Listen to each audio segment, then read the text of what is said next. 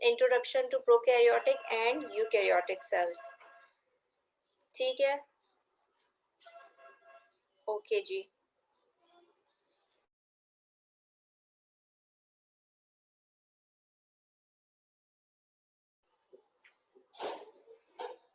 Okay, अच्छा जी, इस topic में हम क्या क्या पढ़ेंगे? इसमें हम अपेंडेजेस पढ़ेंगे। अपेंडेजेस यानी वो स्ट्रक्चर्स या वो कंपोनेंट्स जो हैं, जो हम जो यूकैरियोटिक सेल्स जो है यूज करते हैं फॉर इट्स मूवमेंट। ठीक है, उसके अलावा डिफरेंट सेल सरफेस स्ट्रक्चर्स, जैसे हमने प्रोकैरियोट्स में ही पढ़ा था सरफेस स्ट्रक्चर्स क्या क्या पढ़े थे हमने, slime layer, glycocalyx and all other. ठीक है, इसके अलावा सेल वॉल, उसका आउटर सपोर्ट, ये साइटोप्लाज्मिक मेम्ब्रेन, फिर न्यूक्लियस भी है, साइटोप्लाज्म भी है, साइटोस्केलेटन भी है और राइबोसोम्स भी है।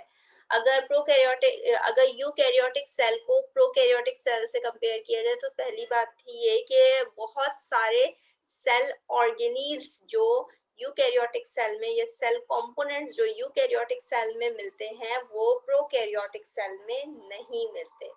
ठीक है, तो प्रोकैरियोटिक सेल हम कह सकते हैं एक सिंपल सेल है और उसमें ज्यादा सेल कंपोनेंट्स या सेल ऑर्गेनील्स नहीं होते, जबकि यूकैरियोटिक सेल में बहुत सारे या काफी सारे, एक तो कॉम्प्लेक्स सेल है, प्लस उसके अंदर सेल ऑर्गेनील्स भी हैं, सेल कंपोनेंट्स भी हैं, प्लस हम ये भी कह सकते हैं कि ये जो सेल ऑर्गेनील्स होते हैं यूकैरियोटिक सेल के, वो मेम्ब्रेन बाउंड होते हैं।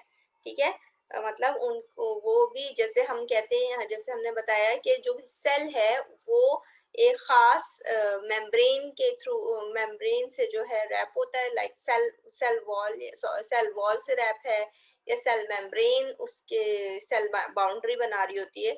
तो इस यूकैरियोटिक सेल में जितने भी ऑर्गेनील्स होंगे, एंडोप्लाज्मिक रेटिक्यूलम होगा या फिर माइटोकॉन्ड्रिया होगा, उन सब की अपनी एक सेल बाउंड, उनके अपनी एक सेल मेम्ब्रेन या सेल बाउंड्री होगी। ठीक है, तो यूकैरियोटिक सेल की ओवरऑल एक अलग सेल बाउंड्री होती है और उसके अंदर जो ऑर्गेनेल्स होते हैं उनकी अपनी सेल बाउंड्री होती है। Okay.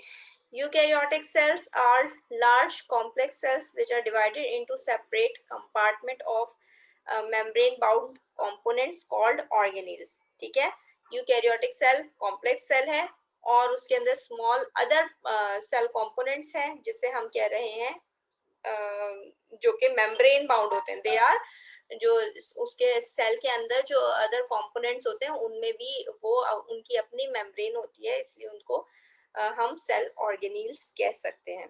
ठीक है, सेल ऑर्गेनील्स यूकैरियोटिक सेल में कौन कौन से हो सकते हैं? मेजर सेल ऑर्गेनील्स क्या क्या हो सकते हैं? Nucleus, mitochondria, chloroplast, endoplasmic reticulum, Golgi apparatus and locomotory appendages. Locomotory appendages में आपके पास अगेन फ्लैजिला भी कुछ यूकैरियोटिक सेल्स के पास फ्लैजिला प्रेजेंट होता है, कुछ के पास जो है सीलिया प्रेजेंट होता है। ठीक है,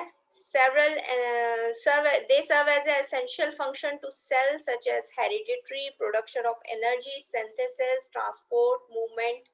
तो ये जो डिफरेंट सेल ऑर्गेनील्स हैं, जैसे हमने न्यूक्लियस, माइटोकॉन्ड्रिया, क्लोरोप्लास्ट, ये सेल ऑर्गेनील्स, ये सेल कंपोनेंट्स जो है यूकैरियोटिक सेल के, वो हैं जिनका अपना एक खास फंक्शन होता है। लाइक अगर हम न्यूक्लियस की बात करें तो वो जेनेटिक इंफॉर्मेशन को या जेनेटिक इंफॉर्मेशन को स्टोर करके रखता है, हेरिडिटरी में काम आता है।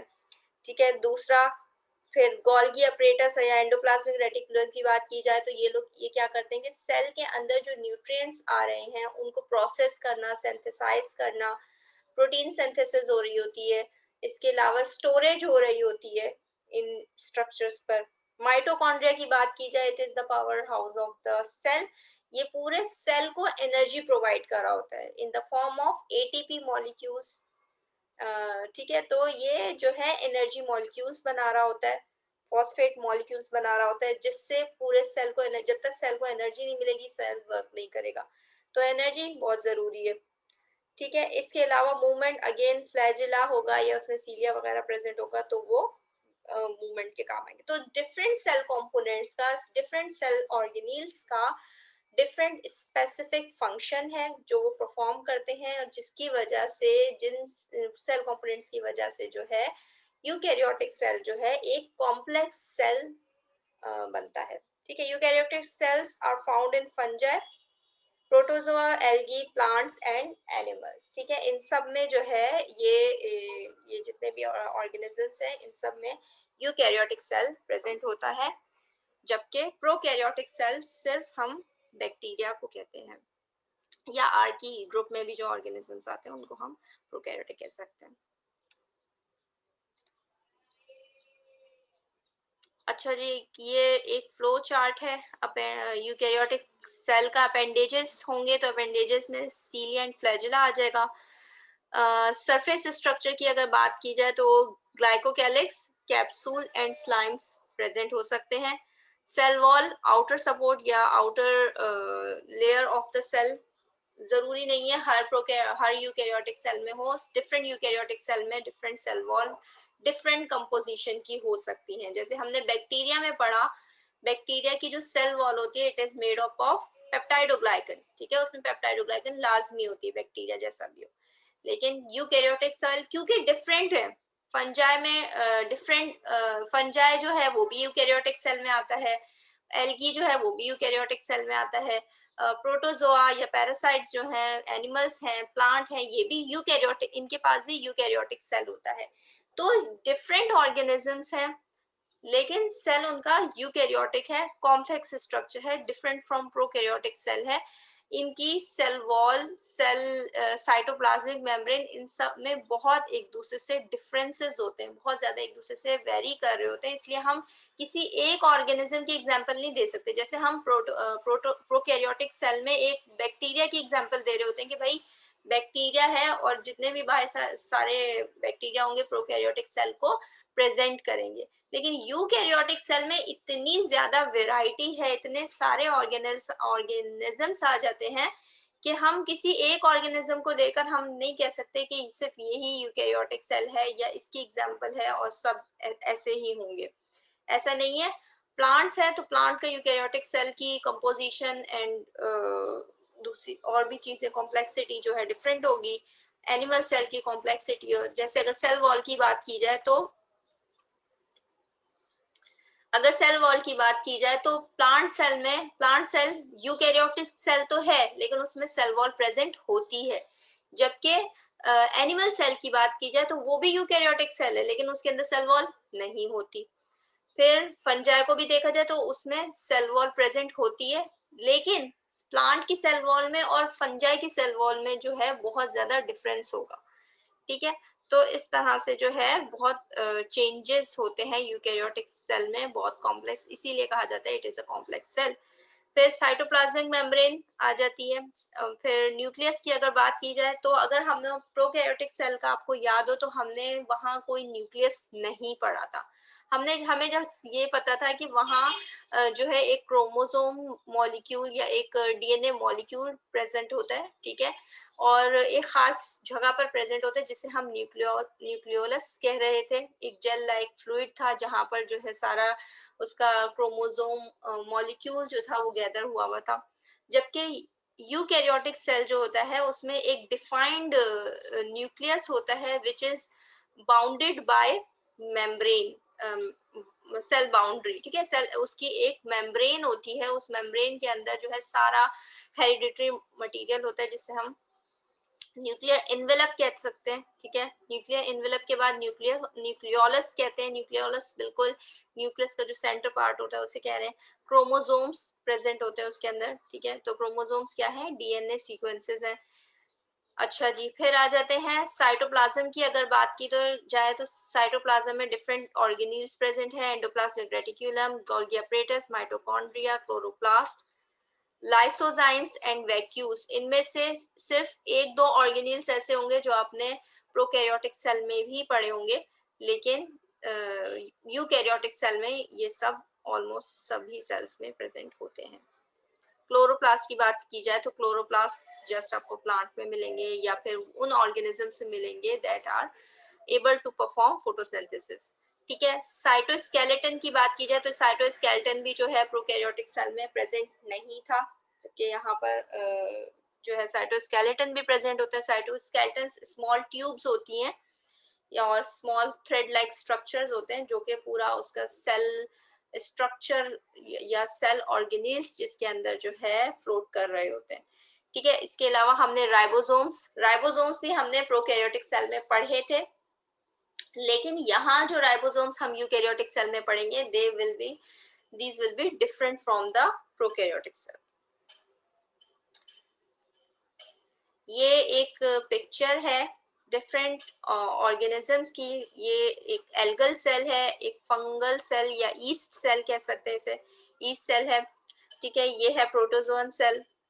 तो कुछ ऑर्गेनील्स हैं जो कि एक दूसरे में इन सब यूकैरियोटिक सेल में कॉमन हो गए, लाइक राइबोसोम सब में प्रेजेंट होगा, फ्लैजिला प्रोटोजोआ में, एल्गल सेल में मिलेगा, फंजाई में कहीं कभी होता है कभी नहीं होता, कुछ सेल्स में कुछ ऑर्गेनिजम्स में होता है, लेकिन ईस्ट में नहीं होता। ठीक है। साइटोप्लाज्म तीनों में होगा। न्यूक्लियस की बात की जाए तो न्यूक्लियस भी सब में होगा। अगेन न्यूक्लियस सब में जो होगा, न्यूक्लियस यूकैरियोटिक सेल है तो इन सब में न्यूक्लियस होगा और मेम्ब्रेन बाउंड न्यूक्लियस होगा। ठीक है। क्लोरोप्लास्ट की बात की जाए तो वो एल्गल सेल में मिलेगा, फंजाई प्रोटोजोन में शायद ही नहीं होगा। गोल्गी अपरेटस अक्सर जो है न्यूक्लियस मेम्ब्रेन या न्यूक्लियर एनवेलप के आसपास ही होता है, तो यहाँ भी न्यूक्लियर एनवेलप के पास ही है। अगर देखा जाए फंगल सेल में भी जो है न्यूक्लियस के पास ही गोल्गी अपरेटस है और यहाँ भी न्यूक्लियस के पास होता है। माइटोकॉन्ड्रिया सब में, सारे यूकैरियोटिक सेल्स में मिलते हैं। और स्टार्च वैक्यूल एल्गल सेल में मिलेगा, सेल वॉल एल्गल सेल में मिलेगा और फंजाई में भी मिल सकता है। ठीक है। तो ये जो है एक ओवरऑल स्ट्रक्चर था यूकैरियोटिक सेल का। फिर आ जाते हैं लोकोमोटरी अपेंडेजेस। वो अपेंडेजेस जिनसे ऑर्गेनिज्म जो है मूवमेंट करता है, तो वो क्या क्या है, फ्लैजिला एंड सिलिया। ठीक है। इनमें से फ्लैजिला की अगर बात की जाए तो फ्लैजिला जो है मूवमेंट के भी काम आता है और मूवमेंट के लिए भी काम आता है, to move towards the stimulus और टूवर्ड्स द न्यूट्रिएंट्स। ठीक है। ताकि ऑर्गेनिज्म जो है न्यूट्रिएंट्स की तरफ मूव कर सके, या उसको कोई स्टिमुलस मिलता है लाइक लाइट या केमिकल की तरफ, किसी केमिकल की तरफ उसे मूव करना है जो कि उसकी ग्रोथ के लिए या उसकी डेवलपमेंट के लिए जरूरी है, तो उसके लिए भी वो जो है ऑर्गेनिज्म फ्लैजिला यूज कर सकता है। these flagella are different from prokaryotic cell। ठीक है। जैसे हमने प्रोकैरियोटिक सेल में फ्लैजिला, ये देखो फ्लैजिला जो हमारे पास यहाँ यूकैरियोटिक सेल में है, ये उसकी पिक्चर है। ठीक है। तो प्रोकैरियोटिक सेल का आपने देखा होगा, उसमें जस्ट हमने क्या पढ़ा था कि हमने 3 स्ट्रक्चर पढ़े थे फ्लैजिला के, basal body, hook and filament पढ़ा था, जो कि फ्लैजिलन प्रोटीन से बना हुआ था। स्मॉल आपने उसके जो है स्मॉल प्रोटीन मॉलिक्यूल्स देखे थे जो फ्लैजिला बना रहे थे। जबकि यहाँ क्या होता है कि जो फ्लैजिला होता है यूकैरियोट्स में, जो फ्लैजिला होता है वो ट्यूब्यूल्स से बना हुआ होता है, मतलब छोटी छोटी पतली पतली सी जो है इस तरह की ट्यूब्स हैं जो कि फ्लैजिला बना रही होती है। सो स्ट्रक्चरली जो होता है यूकैरियोटिक का flagella is different from prokaryotic cells. Eukaryotic flagella is thicker. ठीक है। structurally more complex and covered by extension of cell membrane। तो ये चीज इंपॉर्टेंट है कि एक तो सेल मेम्ब्रेन से कवर्ड होगा। ठीक है। सेल मेम्ब्रेन से कवर्ड होगा, plus it will be thicker than the prokaryotic cell. ठीक है। यूकैरियोटिक सेल में जो फ्लैजिला होगा वो थिकर देन प्रोकैरियोटिक सेल होगा। अगेन मोर कॉम्प्लेक्स स्ट्रक्चर होगा। ठीक है। जैसा कि जो है हमने प्रोकैरियोटिक सेल में पढ़ा था, फ्लैजिला जो है फ्लैजिलन प्रोटीन से बना हुआ था, स्मॉल मॉलिक्यूल्स थे फ्लैजिला बना रहे थे। जबकि यहाँ पर क्या होता है, स्ट्रक्चरली मोर कॉम्प्लेक्स होता है, ट्यूब से बना हुआ होता है और कवर्ड होगा by the cell membrane. Flagella is long, cylinders containing microtubules. Microtubules होंगे that extend along the entire length. इसमें दोबारा देखा जाए तो ये इसकी माइक्रोट्यूब्यूल्स है, येलो कलर में आपको नजर आ रही है, ये इसकी माइक्रोट्यूब्यूल्स है जो अलोंग द पूरा जो इसका जो फ्लैजिला का स्ट्रक्चर है वो ट्यूब्स ही बना रही है, ठीक है। जबकि वहां हमने क्या देखा था, स्मॉल प्रोटीन्स थी जो आपस में मिलकर जो है फिलामेंट बना रही थी, जबकि यहाँ पर क्या है कि ट्यूब लाइक स्ट्रक्चर है और वो it is different from prokaryotic cell, ठीक है। फिर आ जाते हैं सीलिया पर बात कर लेते हैं। Cilia are very similar to flagella but shorter and more numerous. कुछ ऑर्गेनिजम्स होते हैं जो कि फ्लैजिला ने यूज करते हैं मूवमेंट के लिए, वो सीलिया यूज करते हैं, ठीक है। लेकिन सीलिया भी कुछ हद तक सिमिलर होता है फ्लैजिला के, but cilia is very very smaller than the flagella. और जैसे कि अगर फ्लैजिला एक ऑर्गेनिज्म में एक या दो ही प्रेजेंट होंगे, तो सीलिया अगर किसी ऑर्गेनिज्म में होंगे तो वो 100 to 1000 सीलिया प्रेजेंट होंगे उसकी ओवरऑल बॉडी पर। Found only on group of protozoa. Cilia ज्यादातर सिर्फ प्रोटोजोन्स में ही मिलता है या फिर एनिमल सेल्स में मिल सकता है। अगर देखा जाए तो एनिमल सेल्स में फ्लैजिला प्रेजेंट नहीं होता। They also function as feeding and filtering structure. एक तो मूवमेंट के लिए सीलिया यूज हो रहा है, ठीक है, जो है ऑर्गेनिज्म को मूव करना है तो वो सीलिया यूज करता है। दूसरा और क्या फंक्शन सीलिया के कि वो एज अ फिल्टरिंग स्ट्रक्चर भी जो है सीलिया को यूज करता है। लाइक फॉर एग्जांपल एक ऑर्गेनिज्म जो है उसे वाटर जो है वाटर जो है बॉडी के अंदर उसे वाटर चाहिए होता है, वाटर एब्जॉर्ब करना होता है, तो वो सीलिया से होते हुए गुजरते हैं। वाटर में अगर इम्प्योर पार्टिकल्स हैं, कोई टॉक्सिक कंपाउंड्स हैं, तो वो जब सीलिया से गुजरेंगे तो सीलिया उसको फिल्टर आउट करके टॉक्सिक मटेरियल या टॉक्सिक कंपाउंड्स को जो है रिमूव कर देगा और जस्ट जो फिल्टर्ड वाटर होगा वो उसको एंटर होने देगा। इसके अलावा सीलिया जो है फॉर फीडिंग पर्पस भी यूज हो रहा होता है। तो ये आपका फ्लैजिला हो गया, ये जो है सीलिया हो गया। सॉरी, ये फ्लैजिलर मूवमेंट हो गई। एक फ्लैजिला होगा तो इस तरह से मूव करेगा, जबकि सीलिया जो होते हैं जो ओवरऑल बॉडी पर प्रेजेंट होते हैं तो उनकी मूवमेंट कुछ इस तरह से होती है। फिर सरफेस स्ट्रक्चर की या फिर सरफेस लेयर की बात की जाए, जैसे हमने प्रोकैरियोटिक सेल में पढ़ा था कि ग्लाइकोकैलिक्स प्रेजेंट होता है, कुछ पॉलीसैकेराइड से बनकर जो है ये एक जेल लाइक लेयर होती है जो कि समटाइम्स अगर प्रोकैरियोटिक सेल में अगर वो एक खास शेप दे रही है तो वो कैप्सूल कहलाता है, जबकि ये जो है लेयर अगर इरेगुलर कोई शेप दे रही है तो वो जो है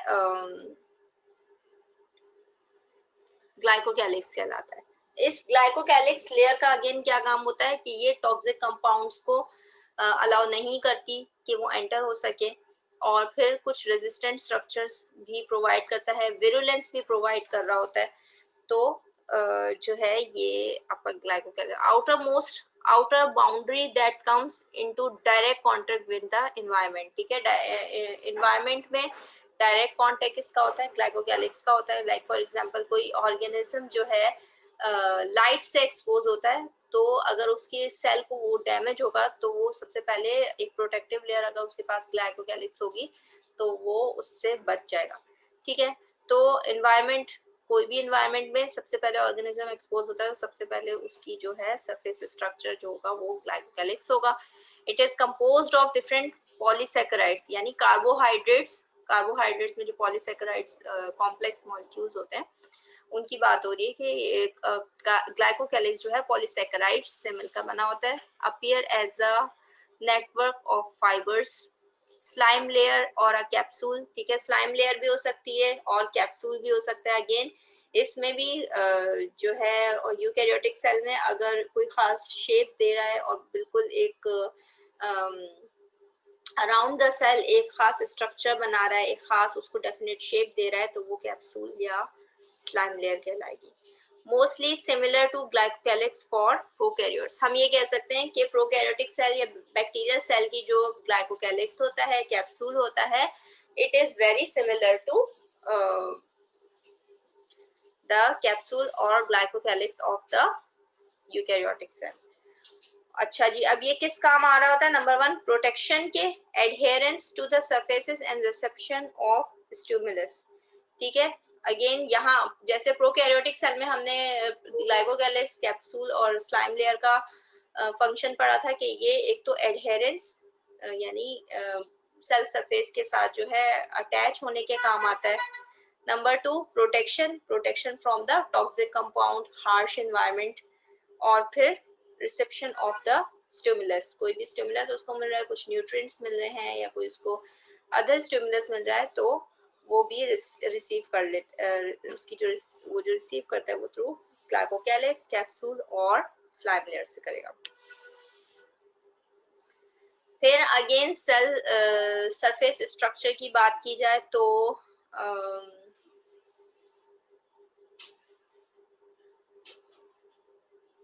अगेन हमारे पास जो आ जाता है, नेक्स्ट आ जाता है rigid structure, that is cell wall.